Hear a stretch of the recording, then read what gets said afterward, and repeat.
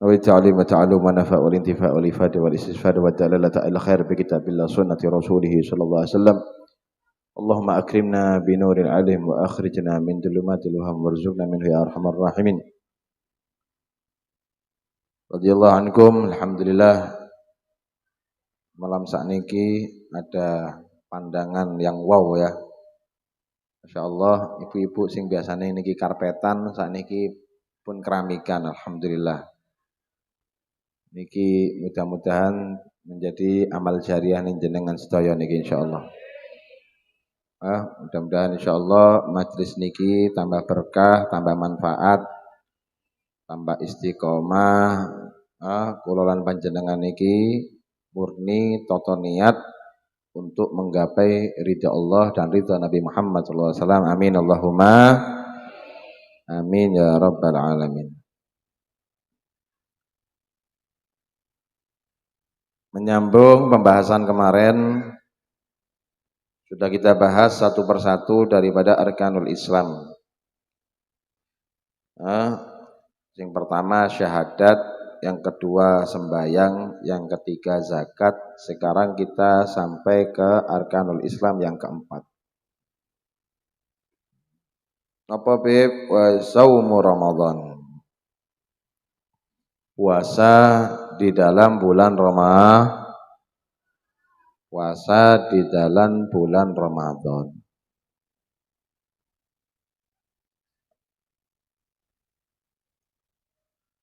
Ramadan niki Pak Bu, bulan yang mulia. Bahkan salah satu kekhususan Nabi Muhammad dan umat Kanjeng Nabi Muhammad niku Allah kasih hadiah bulan Ramadan.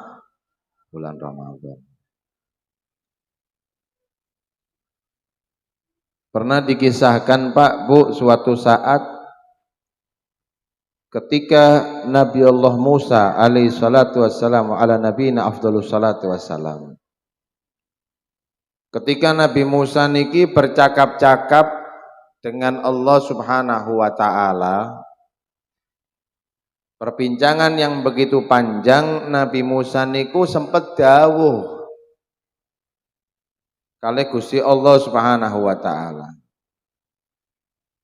Nabi Musa berkata, "Ya Rabb, inni wajadtu fil alwa syahr Ramadan." Ya Allah, kula tingali di dalam Lauhil Mahfud niku wonten asmane bulan Ramadan. Padahal di zaman Nabi Musa niku belum ada bulan Ramadan, Pak Bu.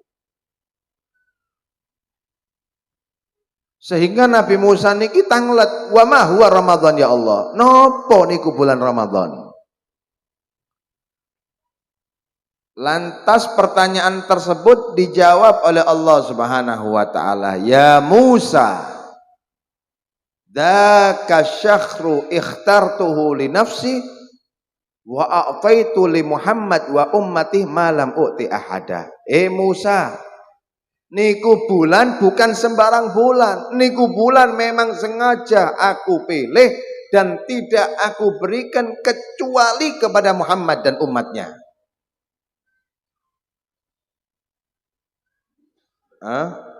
Ya Musa, ya Musa, dzaka syahru ikhtartuhu li nafsi wa ataitu li Muhammad wa ummati ma lam uti ahada. Ya Musa, samai wa ardi yastaghfiruna liman shoma fi syahr Ramadan. Ketahuilah wahai Musa, langit dan bumiku aku perintahkan mereka senantiasa istighfar bagi orang yang memuliakan bulan Ramadan dengan melaksanakan ibadah puasa. Mangkane Pak Bu, nggih lek wis ten bulan Ramadan niki ya Allah adem ati. Gak sumpek, tenang. Walaupun kadang gak mangan, gak sarapan, tapi ati ini sejuk. Ati ini tenang. Kenapa? Dosa kita diampuni oleh Allah Subhanahu wa taala. Ya napa Bu? Langit bumi Allah istighfar terhadap orang yang memuliakan bulan Ramadan dengan puasa. Makanya kita ini Pak Bu, kalau sudah lihat orang Islam di bulan Ramadan itu nyenengno semua mukanya. Kenapa? Tidak bawa dosa, dosanya diampuni oleh Allah. Coba selesai bulan Ramadan, wah mulai mana? Riba, namimah, caci maki, adu domba, ngerasani, wes. Makanya kadang eman, Bu, nggih. Kula lan jenengan iki dibersihkan di bulan Ramadan, keluar bulan Ramadan jenengan kotori malih. Kalau lihat bulan Ramadan, masuk bulan Ramadan nih, lihat orang ini mukanya itu nyeneng kabeh. Tapi lek wis metu bulan Ramadan gregetno maneh nggih. Yes, dosa itu, Bu. Yang buat orang sumpek, galau, stres niku dosa.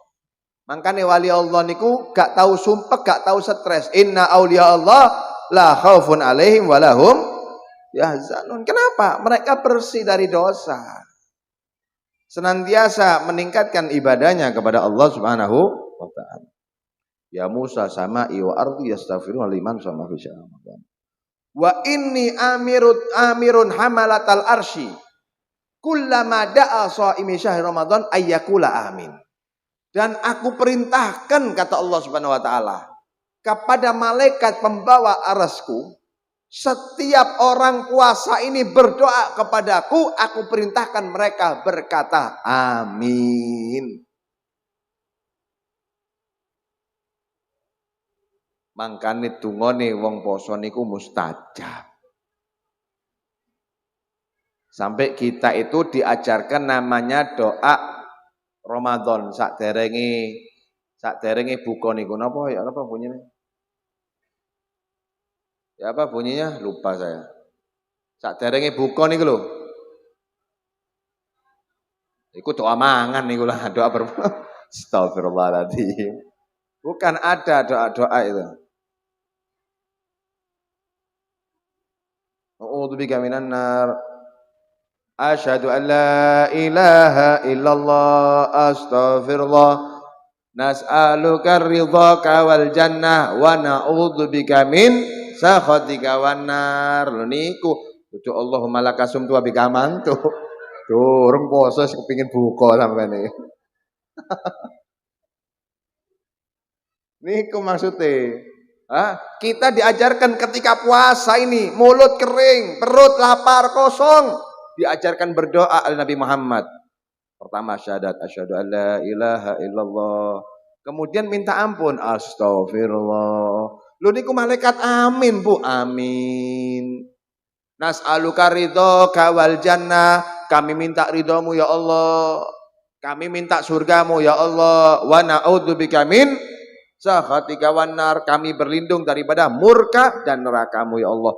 Niku Pak, Bu, jenengan dongo kali dongo tersebut subhanallah ndak terasa Allah sudah menyiapkan ridhonya. Allah sudah menyiapkan ampunannya.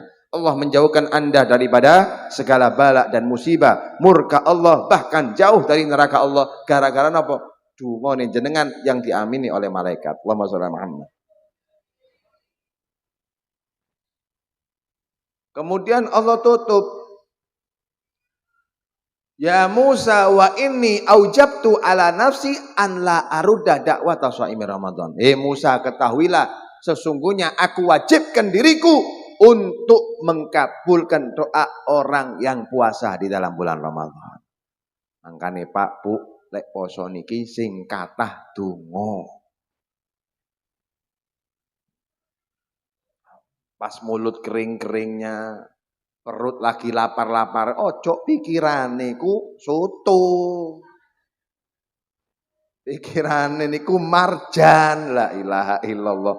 Niki arek cilik, Bu. Wis tuwuk jenengan dadi arek cilik niki. Masa umur 50 60, pikirannya masih makanan. Jangan, Pak. Fokus doa. Niki peluang bagus, kesempatan yang baik, perbanyak doa. Minta panjang umur dan afiat, minta husnul khotimah, minta ridha dari Allah Subhanahu wa taala. Dongokno anak-anak ini Bu, termasuk kata ulama, waktu yang paling baik untuk mendoakan anak supaya anak jenengan niki soleh soleha, yaitu adalah sebelum berbuka. Minta supaya Allah jadikan anak-anak kita menjadi anak yang soleh soleha. Amin ya rabbal alamin. Akhirnya ketika mendapatkan keterangan tersebut, wah Nabi Musa niki iri. Langsung berkata, "Qal ya Rabb basattal khair kullih li Muhammad, kullah li Muhammad wa ummati. Faj'alni min ummati." Ya Allah, Engkau berikan kebaikan yang begitu banyak semuanya kepada Muhammad beserta umatnya. Jadikan aku tergolong umatnya ya Rabb. Kemudian dijawab oleh Allah, "Ya Musa, inni stofaituka birisalati wa bikalami wa khudh ma ataituka wa kun minasyakirin." Hei Musa, sesungguhnya aku telah pilih engkau untuk menjadi orang pembawa risalah sebagai nabi. Fa khudh ma ataituka, ambil yang telah aku berikan, wa kun minasyakirin, dan jadilah orang yang bersyukur. Nabi Musa minta kepada Allah untuk menjadi umatnya Rasulullah supaya mendapatkan berkah Ramadan, mendapatkan kemuliaan Ramadan. Jenengan Pak, Bu, ndak pakai minta oleh Allah, ndak pakai minta, Allah sudah berikan keistimewaan. Allah sudah berikan kemuliaan. Apa itu? Bulan Ramadan. Oleh karena itu jangan disia-siakan. Bulan Ramadan niki istimewa. Saking istimewa nih, jenengan seneng tok lho. Jenengan gembira menghormati bulan Ramadan, kata Nabi Muhammad, "Man fariha bi dukhuli Ramadan, haramallahu jasadahu 'alan niran." Siapa orang yang bangga, gembira, siap menyambut daripada masuknya bulan Ramadan, Allah haramkan jasadnya tersentuh api neraka. Allahumma shalli Muhammad. Mulyakno Bu, Ramadan niki mulyakno, insyaallah jenengan bakal dimuliakan oleh Allah Subhanahu. Sampai niku wonten kisane Bu. Di dalam kitab Fawaidul Mukhtar itu, wahid min majusi. Satu orang majusi. Satu orang majusi ini suatu saat pernah berjalan di pasar orang Islam. Di pasar orang Islam. Lah, ketika berjalan nikutan bulan Ramadan. Singkat cerita, ketika abahnya ini sibuk belanja, ternyata didapati anaknya niki lagi minum es teh, lagi minum es, lagi meminum suatu minuman. Lah bapak ini gak fokus ketika melihat anaknya sudah mendapati minuman ada di mulutnya. Ngamuk bapak. Bodoh, kurang ajar, niku ese diapek, dibanting. Dimarahi sama abahnya. Loh anak ini bingung. Apa salah aku ngombe es teh niki? Apa salah saya, Pak? Saya ini tidak nyuri. Saya es teh ini dapat sama jenengan disangoni tadi 10.000, saya gunakan untuk beli es. Saya tidak nyuri, Pak. Apa salah saya? Kamu salah karena kamu sedang minum di bulan mulia, yang mana bulan ini orang Islam sedang berpuasa. Mereka ini melaksanakan ibadah mulia di bulan Ramadan. Mereka sedang menahan diri daripada makan dan minum di bulan ini. Jangan sampai kamu mengotori daripada ibadah mereka dengan kamu menunjukkan makanan kepada mereka. Bahkan riwayat yang lain ada yang menyatakan anak itu dibukul. Bukan cuma minumannya dibuang, anaknya dibukul. Alhasil singkat cerita, selang beberapa bulan nih abah meninggal dunia. Wahid rajulun min tilkal balad, salah satu orang soleh dari daerah tersebut mimpi. Di dalam mimpinya melihat majusi ini masuk ke surga Allah. Bingung niki wong soleh. Loh, niki majusi penyembah api lah kok mlebu swarga. Sing salah niki agama. Ku napa ya napa kisane ini? Ditanya. Ya fulan, alaka majusiun. Fulan, bukankah engkau orang majusi, penyembah api? Orang non muslim lah, kenapa engkau bisa mendapatkan kemuliaan masuk ke surga Allah? Qul na'am, iya. Memang dahulu saya orang majusi. Tapi Allah memberikan kemuliaan kepadaku sebelum meninggal, Allah beri hidayah. Aku syahadat kepada Allah, meninggal dalam keadaan mengucapkan syahadat, meninggal husnul khotimah. Ditanya, bimanil tahada? Karena apa engkau mendapatkan kemuliaan tersebut? Kata orang Majusi tadi, karena aku menghormati bulan Ramadan. Dikisahkan.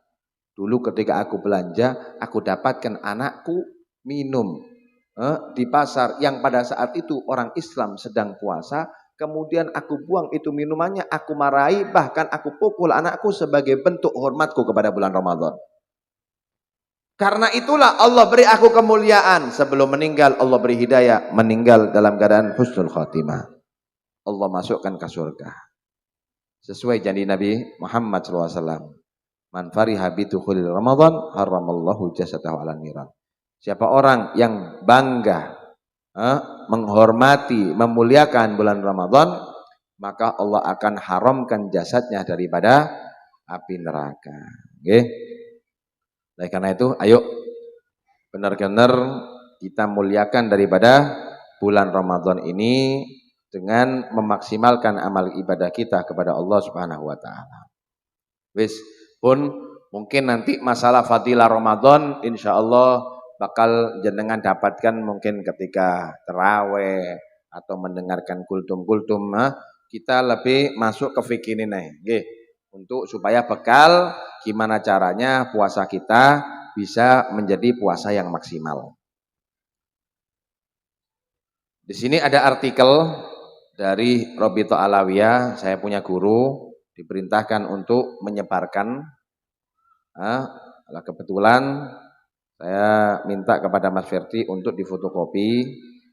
Kita bahas satu persatu. Kalau memang tidak cukup sekarang, ya ketemu di pertemuan berikutnya. Kalau memang sampai tuntas ini, insya Allah di pertemuan berikutnya kita bahas tentang zakat. Khususnya zakat fitrah. Mudah-mudahan waktunya cukup insya Allah. Membahas tentang puasa. Puasa secara bahasa, lughatan, atau secara etimologi berarti menahan diri dari sesuatu. Jenengan menahan diri dari sesuatu, niku dikatakan puasa secara lughatan. Takoki. Jenengan poso beb. Poso ngentut. Sesak dino gak ngentut. Lah niku poso lughatan. Secara bahasa dikatakan puasa. Sampean puasa Bu, nggih puasa beb, puasa gak ngerasani. Sak dino beb gak poso. Sehari gak ngerasani. Berarti sampean puasa secara lugha, puasa dari ngerasani. Paham nih nggih? Sebagaimana Allah Subhanahu wa taala berfirman, napa? Dalam Al-Qur'an, "Inni nadartu lirrahmani sauma." Sayyidatuna Maryam berkata, ya Allah, aku nadar terhadap Allah Subhanahu wa taala untuk berpuasa. Puasa apa yang dimaksud dalam Al-Qur'an tersebut? Untuk tidak berbicara. Puasa gak ngomong. Nah, secara bahasa umum puasa itu dikatakan menahan diri dari sesuatu. Yang kita bahas syar'annya menurut istilah syara' secara syariat, napa puasa niku beb? Menahan diri daripada perkara yang membatalkan puasa mulai terbitnya fajar sampai terbenamnya matahari dengan niat tertentu wonten niate. Saya ulang, apa itu puasa secara syariat? Menahan diri daripada perkara yang membatalkan puasa. Nanti kita bahas apa saja yang membatalkan puasa itu. Mulai terbitnya fajar, bukan mulai adzan, Pak. Niki mulai terbitnya fajar. Kadang masjid mushola niku adzannya mundur. Misal, masuknya subuh itu jam 4 tepat. Tapi adzan subuhnya jam 4.10. Jam 4.10 mundur 10 menit. Lah, itu awal puasa kapan beb? Jam 4 tepat. Fajar niku ya jam 4 sesuai tempat, berbeda dengan keadaan. Jadi beda-beda. Di sini sama di Amerika, niku waktu fajarnya beda. Di sini sama di Turki, waktu fajarnya beda. Mulai terbitnya fajar, bukan mulai azan. Hati-hati Bu. Sampai kapan Beb? Sampai terbenamnya matahari. Itu dikatakan puasa secara syariat. Dengan niat tertentu wajib niat dibedakan. Kalau niatnya niat Ramadan ya berarti nawaitu shauma ghadin an adza'i fardhi syahr Ramadan. Kalau niat puasa lo tergantung posone nopo, Arafah, Senin Kemis, niatnya niat tertentu. Dasar wajib puasa, mana dalilnya Bib? Diwajibkan puasa, di dalam surat Al-Baqarah ayat 183 Allah Subhanahu wa taala berfirman, "Ya ayyuhalladzina amanu kutiba alaikumusiyam kama kutiba alladzina min qablikum la'allakum." Wahai orang-orang yang beriman, telah Allah wajibkan kepada kalian untuk berpuasa sebagaimana diwajibkan atas kalian, sebagaimana diwajibkan atas orang-orang sebelum kalian, tapi bukan Ramadan. Ramadan khusus umatnya Nabi Muhammad. Untuk apa? La'allakum tattaqun, agar kita menjadi hamba yang semakin bertakwa kepada Allah. Puasa niku mulai diwajibkan pada bulan Sya'ban, tahun kedua Hijriyah.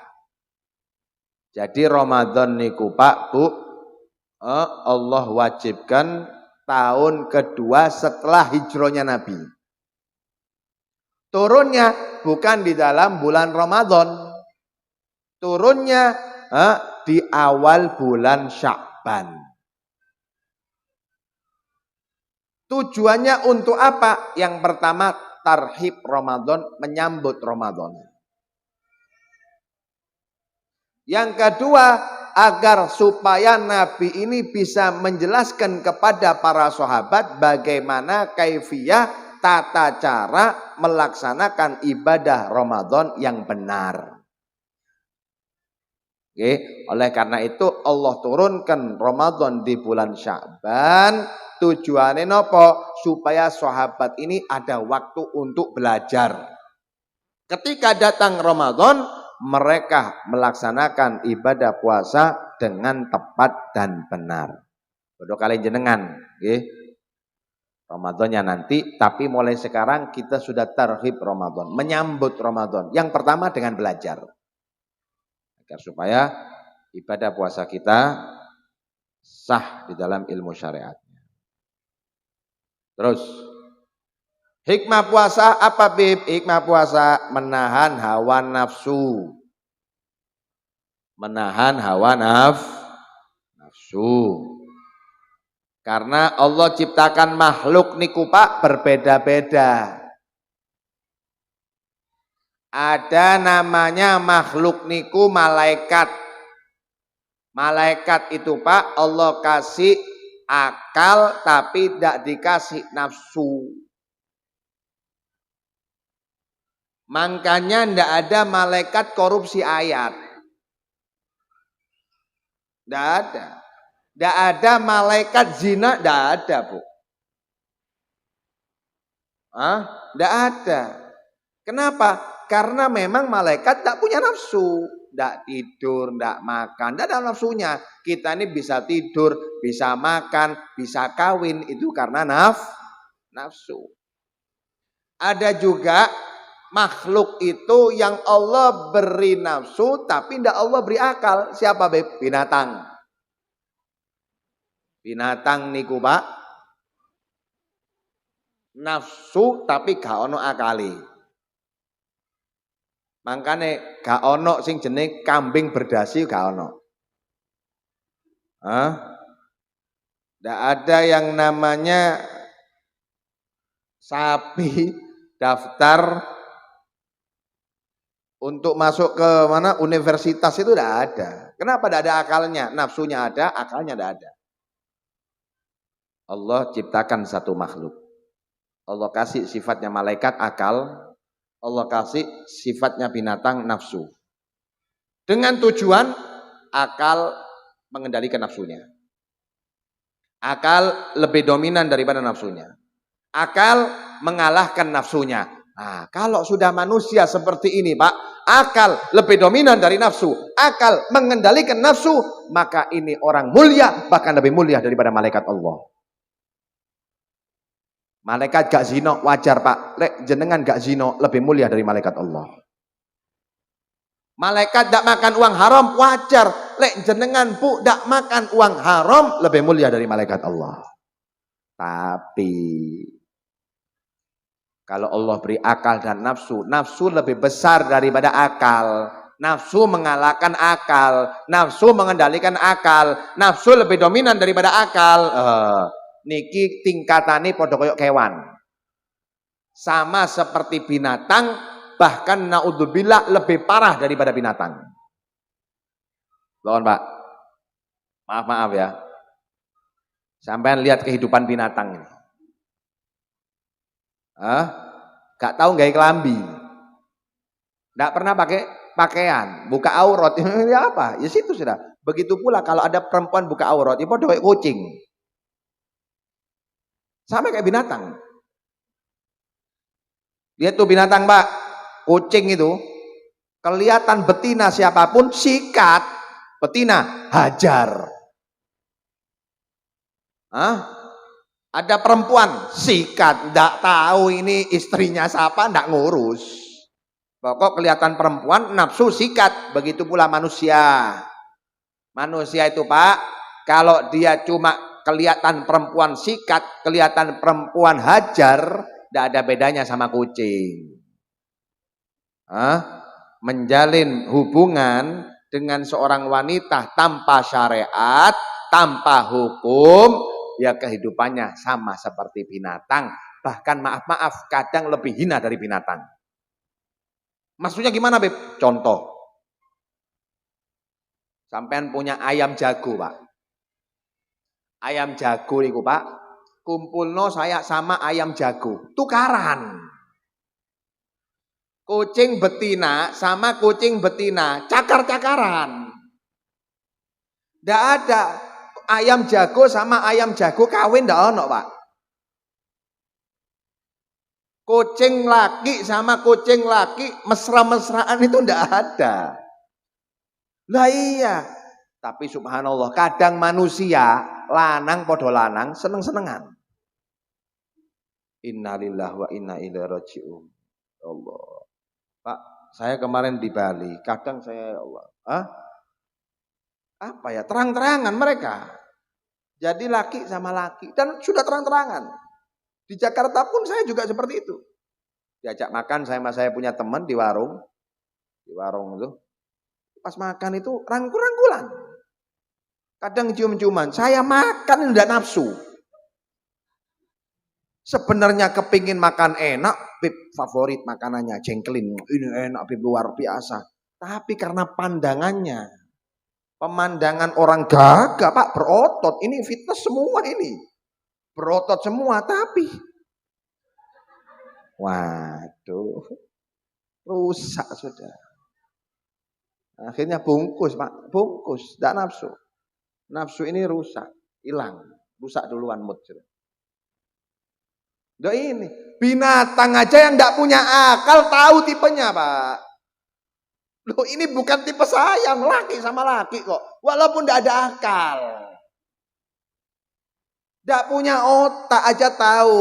Oh, jantan sama jantan tukaran. Wis tak ono ceritane, mesra-mesraan itu tidak ada. Walaupun ini binatang. Tapi lah kok luwe para manusia. Allah kasih akal, Allah kasih pemikiran. Tapi kalah sama nafsunya. Ya seperti ini. Oleh karena itu Allah Subhanahu wa taala berfirman, ulaika kal an'am bal hum adhal. Mereka orang-orang yang syahwatnya lebih besar daripada akalnya, mereka hidupnya seperti binatang, bahkan maaf kadang lebih parah daripada binatang. Binatang yang tidak ada akalnya aja tahu mana batasnya. Nah, naudzubillah, manusia yang kadang syahwatnya terlalu besar mendahului akalnya, mereka lebih parah daripada kehidupan binatang. Naudzubillahi min dzalik. Lah untuk menahan hawa nafsu salah satunya dengan puasa. Dengan puasa. Karena memang pertama kali Allah Subhanahu wa taala ciptakan nafsu itu, Pak. Allah masukkan nafsu ini di neraka yang sangat panas 1000 tahun. Ketika ditanya, ya nafs man ana wa man anta, ya nafsu siapa aku siapa kamu, apa kata nafsu? Ya Allah ana wa anta anta, aku gue lu. Kurang ajar nafsu ini memang. Akhirnya Allah hukum, Allah masukkan ke neraka 1000 tahun. Setelah dikeluarkan daripada neraka yang begitu panas, ditanya lagi, ya nafsu man ana, sama jawabannya, saya kamu ya Allah. Akhirnya Allah masukkan di neraka yang begitu dingin. Neraka itu ada 2 Pak. Ada neraka api, ada neraka salju. Jadi tinggal pilih sampean yang kepingin masuk neraka. Neraka itu ada 2. Ada neraka api, ada neraka es. Es itu panas, sampean kalau tidak percaya, tahu salju jenengan, itu pegang, tidak usah lama-lama, semenit, hitungan detik aja, 10 detik. Genggam, 1, 2, 3, sampai 10, buka, sobek semua kulitnya sampean. Panas Pak, es ini panas. Makanya di dalam hadis Bukhari wal Muslim, Allah itu berfirman kepada neraka yang mengeluh. Kata neraka, ya Rabb, akalani ba'di ba'dhan. Ya Allah, kami ini saling makan satu sama lain. Sempit neraka niki ngeluh, kula niki sempit. Ibarat apa ya? Sampai lek gak iso ambekan, apa lek bahasa Jawa niku? Kelagepen. Ngerti jenengan kelagepen? Neraka niki kelagepen. Sambat kali Gusti Allah. Akhirnya Allah izinkan neraka untuk 2 kali nafas. 1 kali nafas jenengan rasakno pas musim sangat panas. Lho niku buak nafasin neraka jahanam. 1 kali nafas ketika Anda mendapati musim yang sangat dingin. Medina niku lek wis panas, panasi pol, lek wis dingin, dingine pol. Memang ujian ya. Orang yang berangkat umroh haji ini ujian. Kadang penyakit sing gak tahu metu, ten Bojonegoro lek berangkat metu kabeh. Lah ini diuji memang. Tugasnya jenengan tetap istiqomah dan berharap kepada Allah Subhanahu wa taala diberi keistiqomahan. Nah itu sudah termasuk hembusan api neraka jahanam. Allah izinkan 1 hembusan sangat panas, iku ambekan itu kita rasakan sepanas itu. Begitu pula 1 hembusan daripada ketika kita melaksanakan atau mendapati musim dingin. Alhasil intine singkat cerita akhirnya Allah tidak kasih makan. Setelah dihukum 1000 tahun tetap angkuh sombong, terakhir Allah hukum dengan tidak diberi makan. Baru syahwat ini, nafsu ini takluk tunduk. Ketika ditanya, "Man ana?" Engkau Allah Subhanahu wa taala, Rabbul alamin, pemilik semesta alam. Jadi kalane nafsu niku dengan lapar. Oleh karena itu Allah wajibkan kepada kula lan panjenengan untuk puasa agar supaya hikmahnya apa? Keluar daripada bulan puasa kita mendapatkan madrasah Ramadan, dididik keluar isok nahan nafsu. Oh niki bojone wong haram, ojo dijak selingkuh, Pak. Bojone wong sampean WA wae ojo. Ini haram. Oh ini rezeki uang haram, ya sudah jangan dimakan. Tapi rezeki lho, rezeki ku halal haram rezeki memang, tapi hati-hati sampean dapat siksa nanti ini. Tinggalkan. Jadi salah satu hikmah Ramadan agar supaya kita bisa menahan hawa nafsu. Nggih. Yang kedua, memberikan pelajaran bagi si kaya untuk merasakan lapar sehingga menumbuhkan jiwa sosial, rasa kasih sayang kepada fakir miskin. Supaya kula lan panjenengan niki sing mangan ping 3 napa malih mangan ping 5 ngerti rasane wong fuqara masakin. Ya apa Bu? Rasanya orang yang cuma sehari 1 kali aja makan mereka. Kadang ngais-ngais daripada hasil sampah. Yang dimakan makanannya sudah bau. Kadang kita ini kalau sudah kenyang lupa daratan, kenyang terus.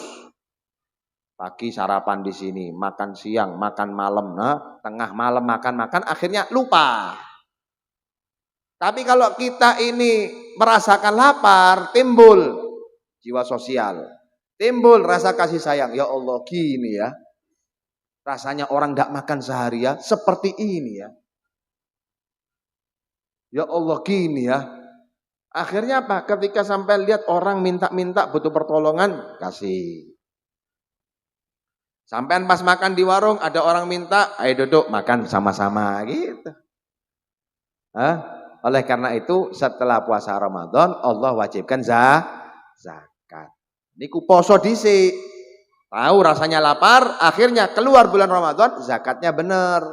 Bukan cuma zakat saja, sak sodako-sodakone juga maksimal. Seperti itu. Dan yang terakhir, menjaga diri daripada maksiat. Menjaga diri daripada maksiat. Oleh karena itu Pak, sampean yang sering maksiat, perbanyak puasa. Beb, syahwat saya ini tinggi Beb. Sedangkan saya ini duda 5 tahun. Ya apa? Perbanyak puasa.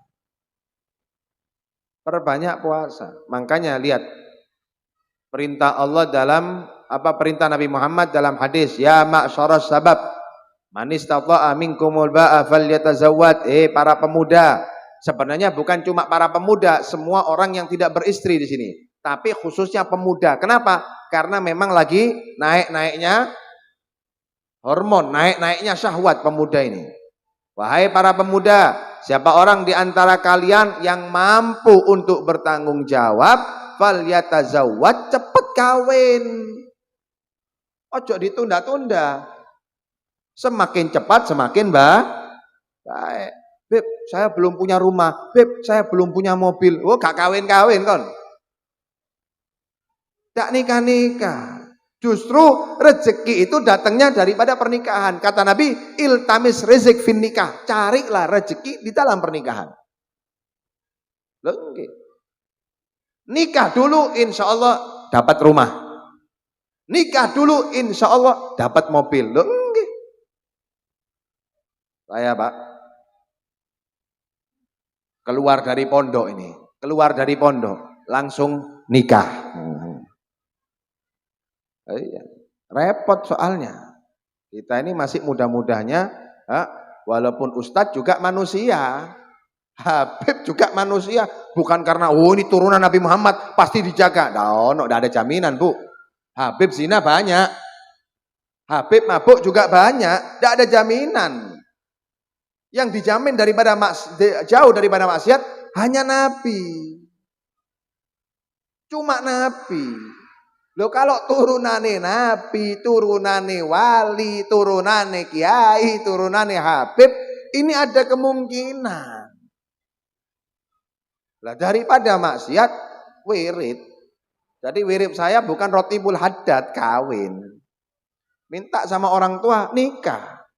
Padahal tidak punya apa-apa. Subhanallah. Gara-gara nikah, ya alhamdulillah. Bisa punya rumah, alhamdulillah. Insya Allah rezeki datang sendiri.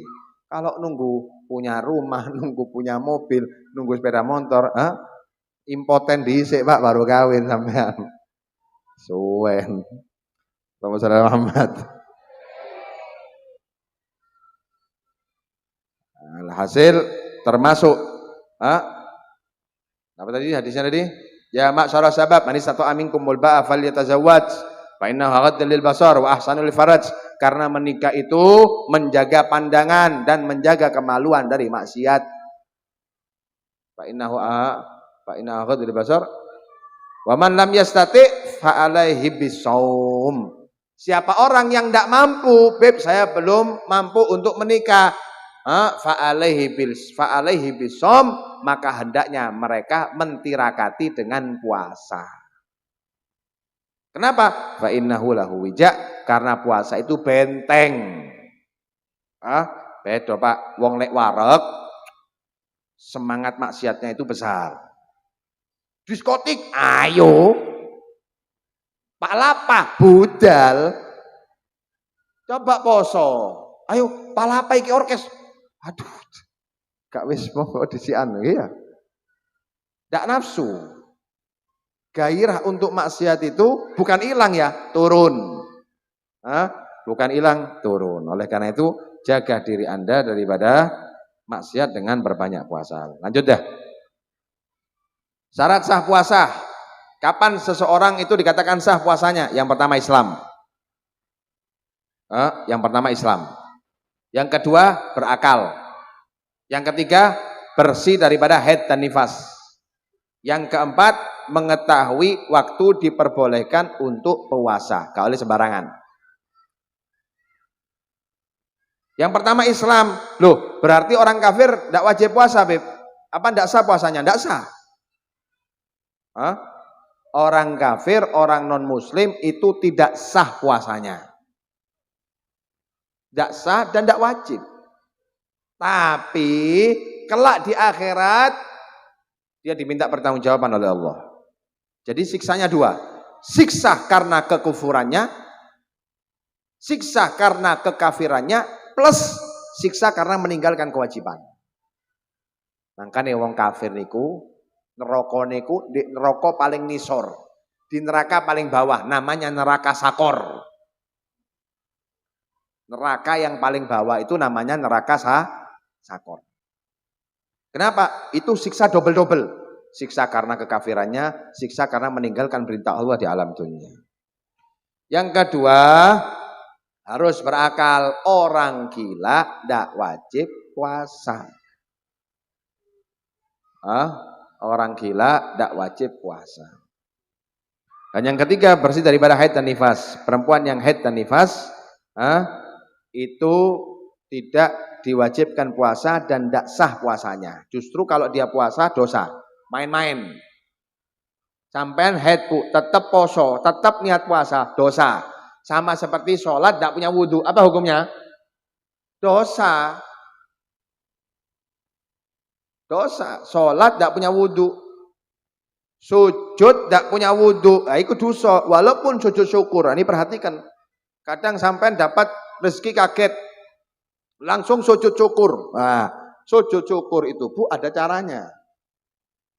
Tidak boleh sujud sembarangan, ngadep etan, ngadep lor, dimanapun ngadepnya langsung sujud. Menang tinju sujud, menang sepak bola sujud, tidak boleh. Sujud syukur itu ada kaifiahnya. Harus menutup aurat, harus punya wudhu, harus ngadep kiblat, walaupun cuma sujud. Loh kalau asal-asal sujud, alhamdulillah dapat rezeki nomplok, rezeki kaget langsung sujud, gak ngadep kiblat, celono cingkrang, ketoan pahanya, ini haram, ini dosa. Tapi saya saking senengnya Beb mendapatkan rezeki. Iya, kalau memang keadaannya tidak tepat, cukup dengan alhamdulillah. Kalau mau sujud syukur, ayo sing adab, sing akhlak jenengan niki mau sujud kepada Allah Subhanahu wa taala, pakai pakaian yang rapi. Ambil wudhu, ngadep kiblat, baru sujud sebagai bentuk rasa syukur atas mendapatkan nikmat yang besar. Itu. Dan juga dilarang puasa di waktu yang diharamkan seperti hari raya, hari tasyrik. Makanya harus tahu kapan waktu yang boleh untuk puasa. Seperti ini, Sya'ban tidak boleh. Sya'ban ini 15 terakhir Sya'ban itu Anda sudah diharamkan untuk puasa. Kecuali kalau ada utang, ibu-ibu, Beb saya ada utang, itu tidak masalah. Boleh. Atau Beb saya ada kafaroh, boleh. Atau Beb saya sudah biasa niat puasa Senin Kemis. Besok ini Kemis saya mau puasa Beb, tapi sudah masuk 15 terakhir bulan Sya'ban. Boten napa-napa, asalkan terbiasa loh ya. Lek tidak terbiasa tidak boleh. Tidak tahu puasa Senin Kemis, meni kepingin poso, gak oleh, haram dosa. 15 terakhir daripada bulan Sya'ban ini kita harus menjaga diri supaya kita bisa mendapati Ramadan secara maksimal. Tidak boleh puasa sampean.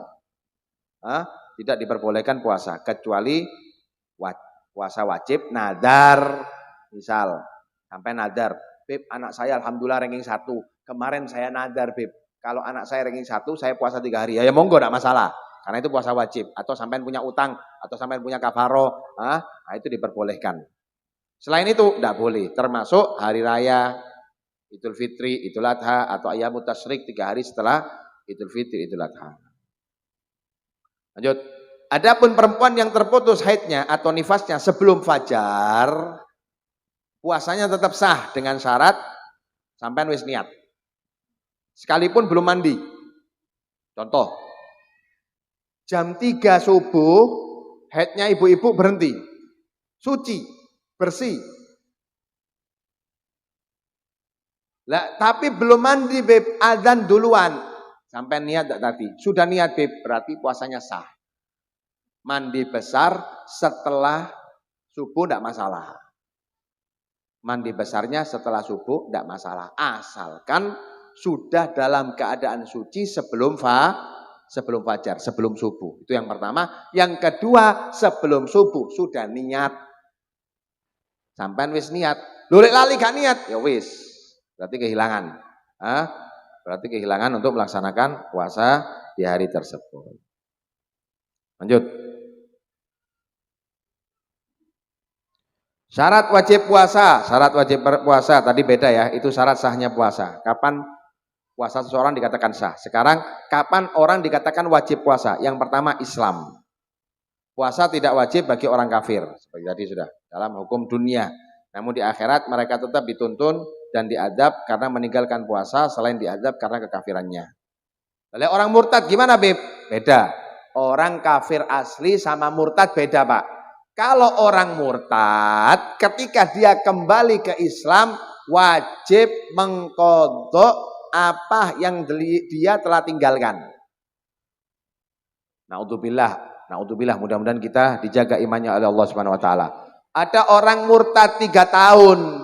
Maka gimana? Setelah dia masuk Islam, wajib ngodok puasa 3 tahun, ngodok sembahyang 3 tahun.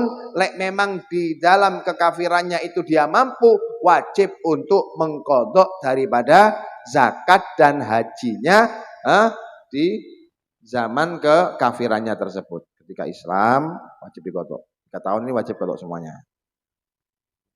Kalau murtad, lek baru masuk Islam asli, Beb, saya orang non muslim, kemudian saya mau masuk Islam umur 40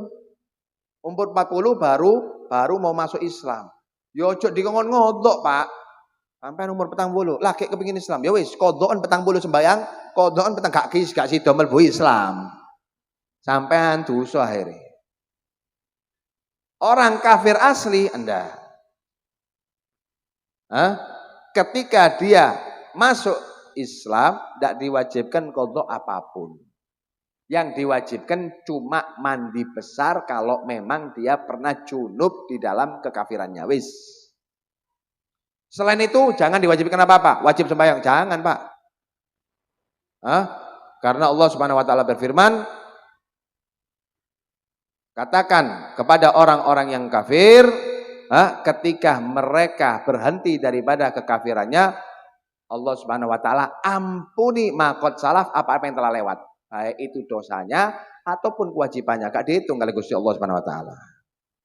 Gak diwajibno untuk qadha apapun. Wis sing wajib mek mandi tok, itu pun kalau junub.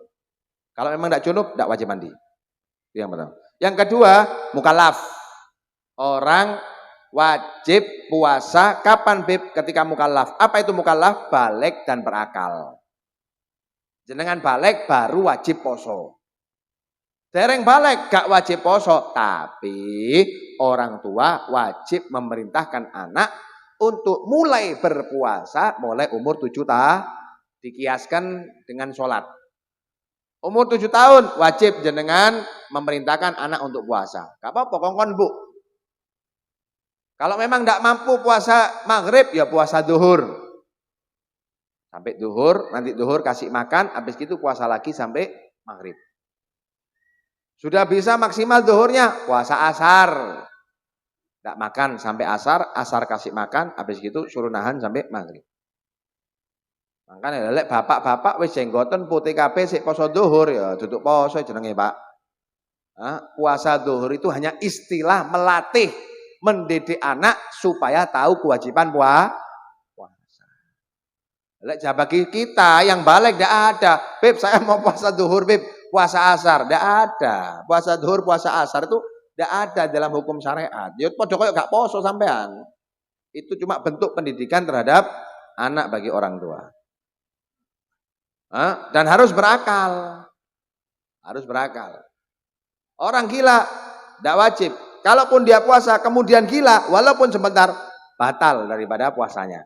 Lah kalau pingsan, Beb, siji male lek pingsan. Orang pingsan beda lagi, Pak. Beda nggih. Kalau memang pingsannya sehari penuh, contoh, Beb, saya jam 3 kebelandeng, kepleset. Jatuh di kamar mandi, pingsan. Bangun-bangun jam 7, ya sudah. Berarti dia pingsan sehari penuh ketika berpuasa. Lah gimana? Tidak wajib poso nih. Tidak wajib poso dan puasanya tadi tidak sah, walaupun sudah niat. Kenapa? Karena dia pingsan sehari penuh di dalam masa puasa. Beda halnya kalau dia mendapati sedikit. Contoh, jam 5 subuh baru pingsan. Ibu-ibu kelihatan kecoa, semaput. Tangi-tangi maghrib. Bangun-bangun isya. Lu yang apa nih, Beb? Sah. Kenapa? Karena mendapati 1 jam. Adzan subuh jam 4, jam 5 lagi semaput. Atau sebaliknya. Sudah niat jam 3 pingsan, tapi bangun jam 5. Jam 5 sore. Adzan maghrib jam 5.15. Berarti 15 menit mendapati puasa. Tetap sah puasanya. Asalkan pingsan loh ya. Dan pingsannya tidak disengaja. Lek pingsane disengaja, nanti lek subuh kepruen dasku gawe watu. Supaya saya pingsan. Jam 12 bangun.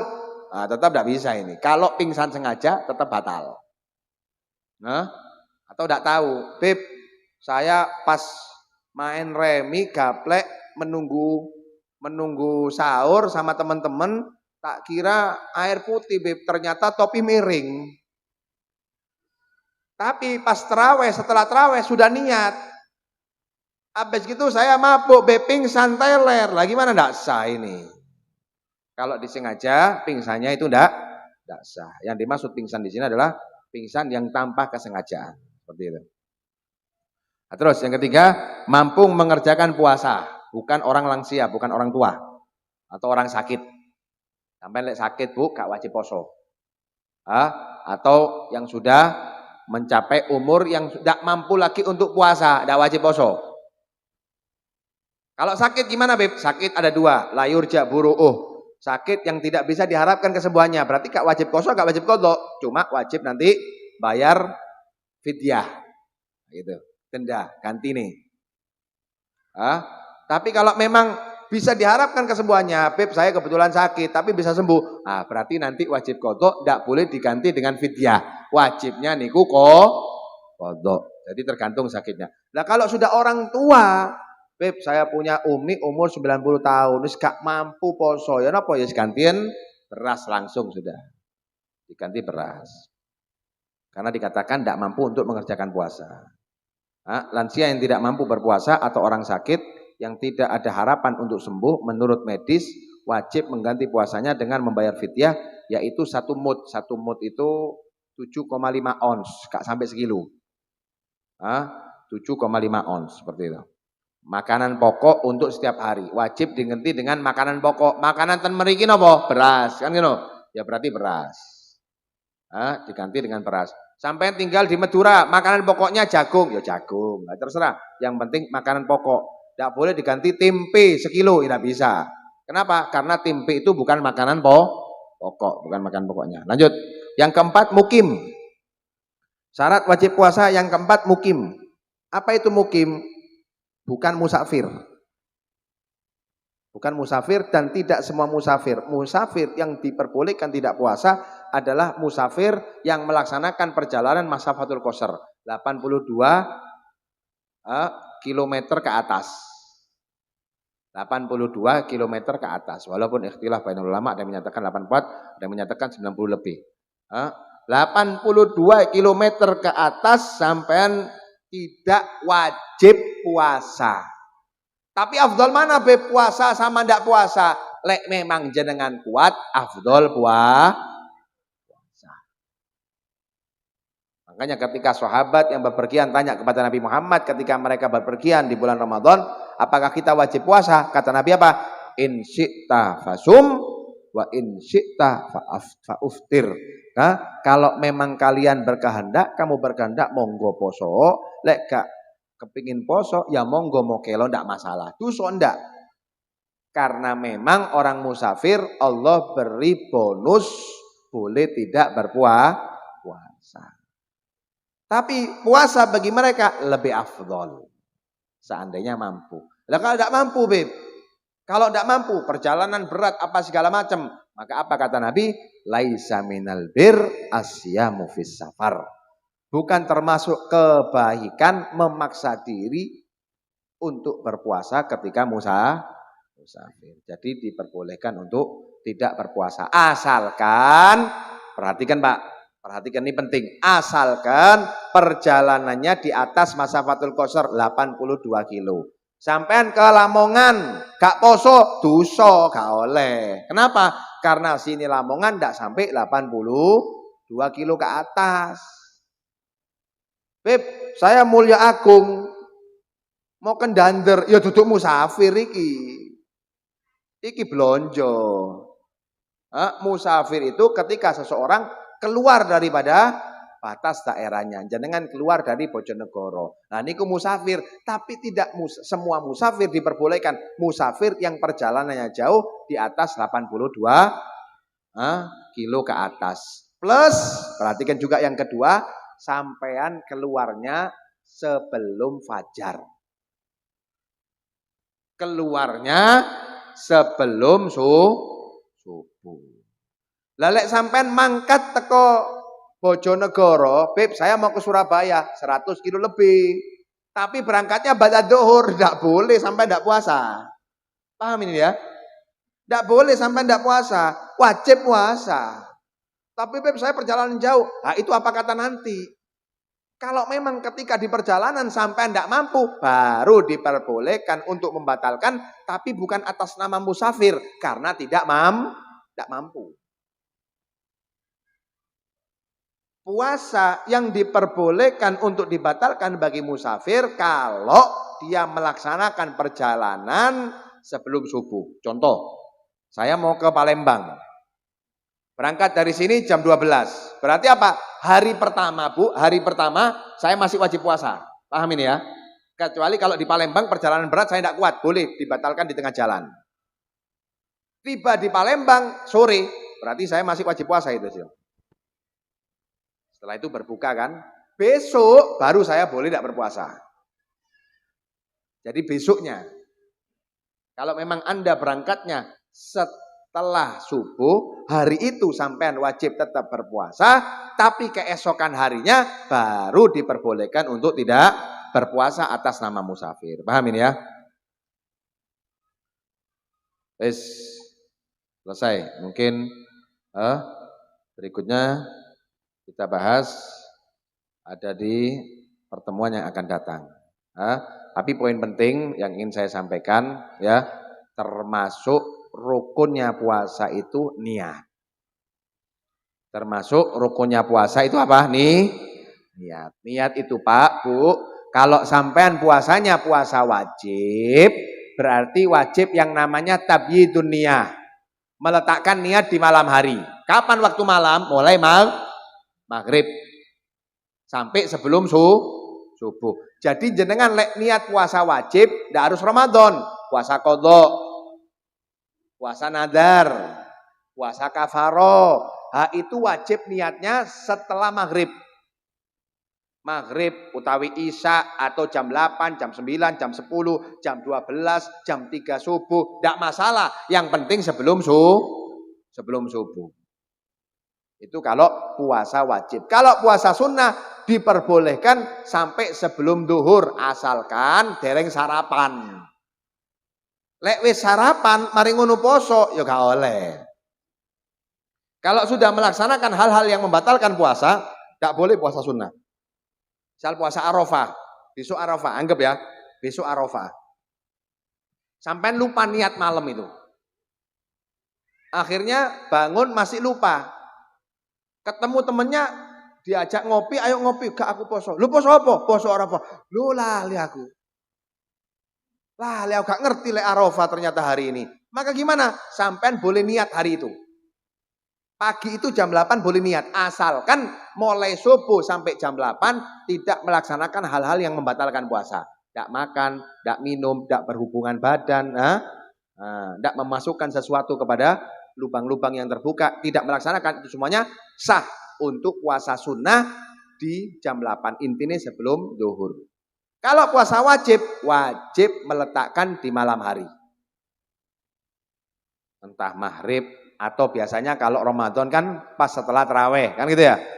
Pas setelah taraweh, itu niat.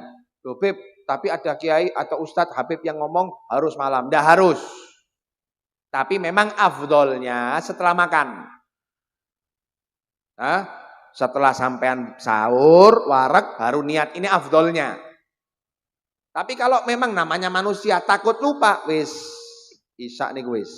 Itu sudah cukup. Walaupun sampean makan setelahnya, walaupun sampean sahur setelahnya, tidak niat lagi tidak masalah. Tapi afdolnya niat lagi lebih bagus.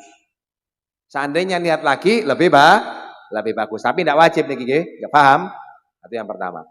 Indah Imam Syafi'i, menurut Imam Syafi'i, kita ini wajib setiap hari 1 kali niat. Besok kita puasa Ramadan, sampean wajib niat. Nawaitu sauma ghadin, besok saya niat puasa. An ada'i fardhi syahr Ramadan, mengerjakan puasa kewajiban Ramadan. Hadisanah tahun ini lillahi ta'ala. Setelah itu maghrib, besok lusa wajib niat lagi. Hari ketiga wajib niat lagi. Kenapa? Karena Imam Syafi'i, puasa itu perharinya ibadah mustaqillah, ibadah individual, ibadah masing-masing. Jadi tidak boleh sak paket. Hari pertama niat, hari kedua niat, hari ketiga niat, hari keempat niat, seperti itu. Tapi indah Imam Malik, menurut madhab Imam Malik, puasa itu 1 paket. Jadi cukup 1 kali niat di awal bulan. Di awal bulan. Saya niat puasa Ramadan 1 bulan penuh di tahun ini karena Allah Subhanahu wa taala. Menurut Imam Malik. Pada kayak gini. Menurut Imam Malik, puasa itu seperti sholat duhur. Ngerti sampai sholat duhur? Sholat duhur itu kan niat langsung 1. Usolli fardhu duhri 4 rakaatin lillahi ta'ala. Wis, tidak perlu rakaat kedua niat lagi, rakaat ketiga niat lagi, tidak perlu. Lah mosok sholat duhur itu rakaat pertama niat sholat duhur, rakaat kedua niat sholat duhur, ya kan tidak perlu kan? Cukup 1 kali niat untuk 4 rakaat. Begitu pula puasa Ramadan. Menurut Imam Malik, cukup 1 kali niat di awal itu sudah mencukupi 1 bulan penuh sampai Lebaran. Tapi menurut madhab Imam Syafi'i beda. Imam Syafi'i menyatakan, oh tidak bisa, puasa itu sama seperti sholat. Jenengan sholat sehari berapa kali Pak? 5 kali, subuh, duhur, asar, maghrib, isya. Yo subuh niat dewe, duhur niat sendiri, maghrib niat sendiri. Begitu pula kata Imam Syafi'i, Ramadan itu perharinya walaupun dia puasa tapi beda-beda. Makanya setiap hari wajib 1 kali nih. Lah di sini habaib mengarahkan,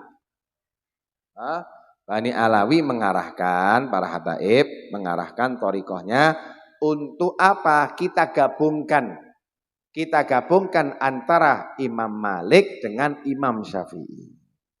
Jadi Pak Bu, nanti sampean tanggal 23 ini, tanggal 22 kan? Tanggal 22 insya Allah, tapi kita ngikuti pemerintah. Ikuti pemerintah. Nanti awal terawih sampean niat puasa sebulan penuh taklid madhabnya Imam Malik. Ngikuti pendapat madhabnya Imam Malik. Jadi gini niatnya. Nawaitu sauma Ramadan, sauma syahri Ramadan kullih lillahi ta'ala.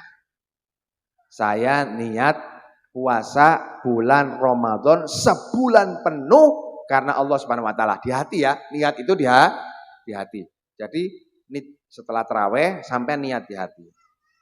Bahasa Arab nawaitu sauma syahri ramadhana kullihi lillahi ta'ala. Sambil dibahasa Indonesiakan di hati. Saya niat puasa 1 bulan penuh di bulan Ramadan tahun ini karena Allah Subhanahu wa taala. Diniatkan mengikuti taklid pendapatnya Imam Malik.